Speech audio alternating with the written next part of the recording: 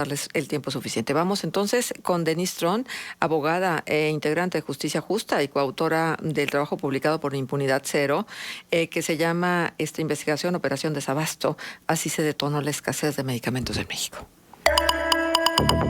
La voz de los protagonistas. Contacto telefónico. Sí, un tema fundamental y nos da muchísimo gusto poder conversar con Denise. Denise, muy buenos días. Marcela Pámanes, Arturo González y Manuel Cerrato. Te saludamos con gusto. ¿Cómo estás? Muy bien, muchas gracias. Buenos días. Gracias, Denise. Pues coméntanos, hay muchísimos aspectos que se sustraen de esta investigación. Bueno, por ejemplo, se hace énfasis también en la inexperiencia de este gobierno en el tema, que ha hecho compras a destiempo, compras incompletas. Esto provocó, entre otras cosas, que el 62% de las claves de medicamentos no recibieron oferta para que el gobierno las comprara. También hubo adjudicaciones directas, que bueno, tampoco es que resolvieron mucho el problema. Y una de las situaciones más graves es lo que han dicho incluso padres de niños con cáncer, que en un cálculo aproximadamente 1,600 menores pues lamentablemente han perdido la vida por falta de tratamiento oncológico, que es una de las consecuencias también de todo esto que se ha hecho mal. ¿Qué más nos puedes compartir de este estudio, Denise? Mira, lo que nosotros vimos en un principio era muchas explicaciones que se intentaban dar desde el gobierno federal para pretender pues tranquilizar o poder justificar qué es lo que estaba pasando con el desabasto de medicamentos, ¿no? Uh-huh. Y si ustedes recuerdan, todas estas voces de que había desabasto mundial, que se trataba de una lucha contra la corrupción, pues era lo que el gobierno quería que supiéramos como la explicación de este desabasto. Y lo que nosotros poco a poco fuimos descubriendo y encontrando, pues es que no era realmente esto, ¿no? En México tenemos una industria farmacéutica que suple pues casi más del 80% de las claves que se utilizan en el sector público. Nosotros empezábamos y tenemos esta idea de que se compran muchos medicamentos de patente o medicamentos muy caros, pero estas compras de medicamentos por parte del gobierno federal y de los estados son para atender el sector salud, el sector público, y la gran mayoría de los medicamentos son medicamentos que ya no tienen una patente y que son genéricos, y por lo tanto no son en general medicamentos de un precio alto, ¿no? Entonces, ¿qué fue lo que pasó? Pues que se consideró hacer un nuevo modelo de compra con esta administración, y este modelo le quitó al IMSS lo que él hacía por varios años, que era esta compra consolidada, donde compraban no solamente para el sector de la federación, como el IMSS, el ISSSTE, Pemex o los hospitales federales, sino que también compraba para más de la mitad de los estados. Y en 2019 se rompe con este modelo que había venido funcionando, y se deja y se empieza de cero, ¿no? Y esto que trae justamente lo que tú mencionabas, pues una inexperiencia, porque el IMSS deja de comprar y se transfiere toda la compra a la Secretaría de Hacienda, específicamente a la Oficialía Mayor. Y lo que nosotros veíamos es que pensaban que iban a comprar cualquier cosa, ¿no? O sea, que ellos pensaban que este tipo de compras podían ser como comprar accesorios para oficina, o comprar seguros, o comprar servicios de mensajería. No. O sea, la compra de medicamentos es muy especializada, porque tiene que atender a las necesidades del país, a los requerimientos que se tienen en cuanto a las enfermedades y la práctica médica, ¿no? A un médico que lleva 40 años de práctica utilizando ciertos medicamentos, no puedes de repente decirle ahora vas a utilizar otro, que fue lo que justo pasó con los niños con cáncer, ¿no? Por ejemplo. Y número dos, otro aspecto muy relevante que la Secretaría de Hacienda nunca pudo resolver fue la distribución de los medicamentos. No se están comprando refrescos, no se están comprando pastelillos que puedes llevar en un camión sin ningún problema de un punto a otro en el país.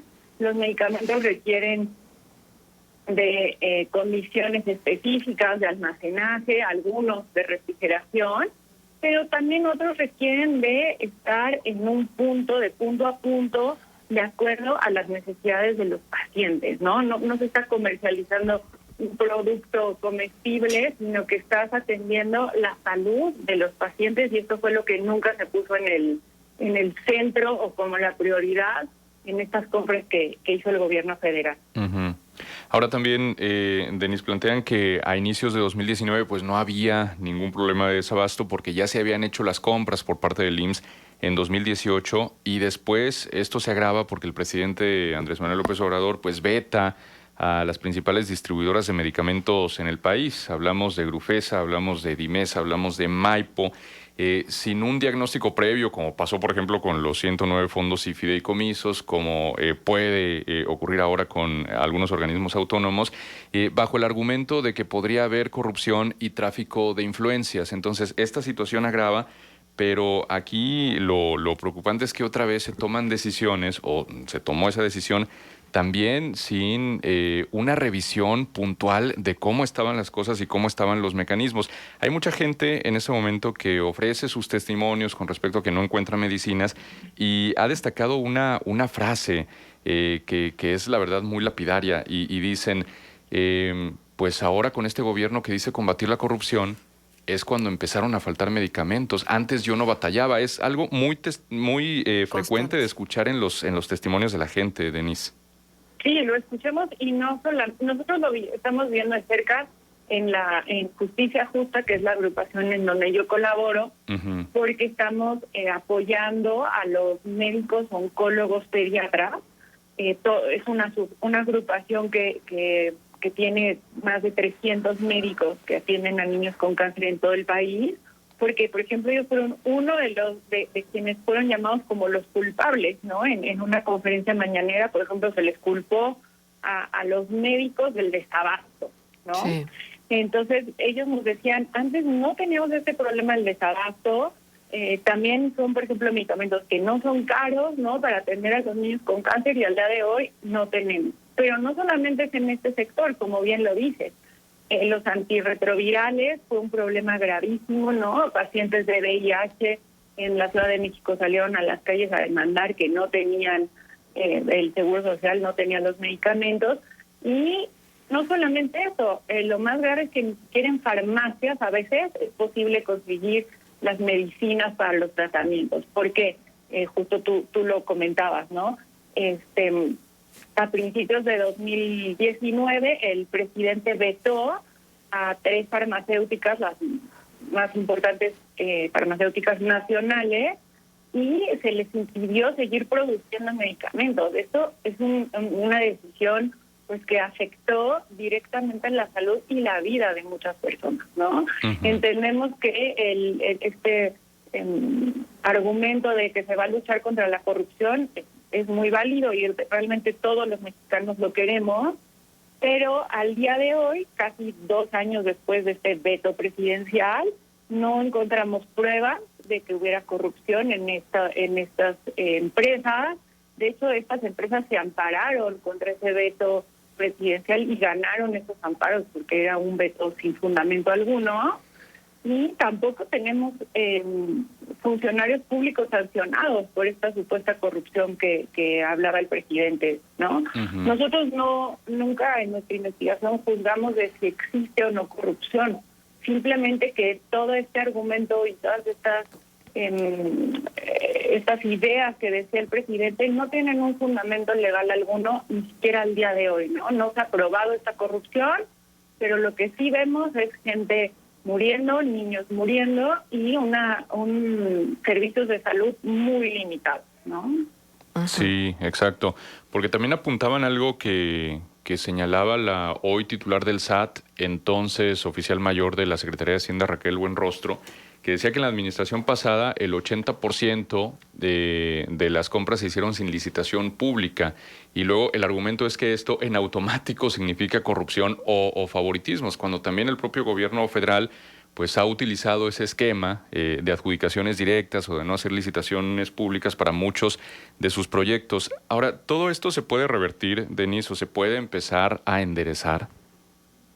Mira, el gobierno federal, al ver que no funcionó este modelo, a mediados de 2020, en junio, julio aproximadamente, anunció un nuevo modelo de compra, en donde se contrató a un organismo internacional dependiente de la Organización de las Naciones Unidas para que viniera a realizar las compras de medicamentos por los siguientes 4 años. Entonces, ahora estamos a expensas de este nuevo modelo que ya está amarrado hasta el 2024 y pues todos teníamos la esperanza de que esto funcione, porque de eso depende la operación del sector salud en el país.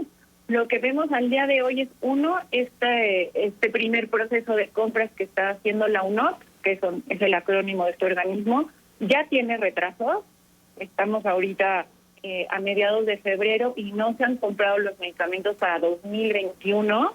Entonces ya por lo menos este año vamos a seguir arrastrando los mismos retrasos en el abasto de medicamentos. Y número 2, esta organización desde un inicio dijo: yo me voy a encargar de las compras, pero no de la distribución de los medicamentos. Entonces, ¿qué vemos? Pues que al día de hoy no está resuelto esto. De hecho, te comento, Alejandro, el compañero con quien realicé esta investigación, el día de ayer estuvo en la conferencia de la tarde con el doctor López-Gatell y justamente le hizo esta pregunta de qué va a pasar, cómo se va a resolver la distribución de medicamentos bajo este nuevo esquema de la UNOPS, y su respuesta fue: lo tengo que revisar, no tengo claro cómo va a funcionar. Entonces, realmente es preocupante.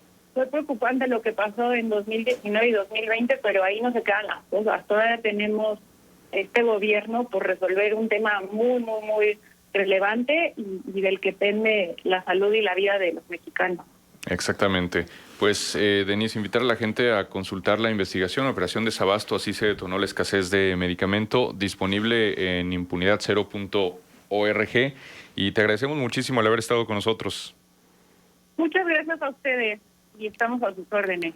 Hasta luego, gracias. Denise Tron, abogada integrante de Justicia Justa y coautora de este estudio junto con Impunidad Cero. 2 WhatsApp antes de irnos a la pausa. Yo doy testimonio de lo que comentan. Mi mamá nunca había batallado con su medicamento y esto no es por la pandemia, es desde antes. La famosa pensión del bienestar se va en comprar medicamentos. Y esto otro que nos dicen: al presidente le consta esta supuesta corrupción, tiene documentos en sus manos que le comprueben o se lo están choreando. Esto es lo que nos dicen también en otro WhatsApp. Quédense con nosotros, 8:18, 15 grados centígrados. Avanzamos en la agenda de contextos. De la cochera a tu casa. Tradición, sabor y buen servicio. La Cochera Torreón Jardín te invita a seguir escuchando Contextos después del corte. Contextos.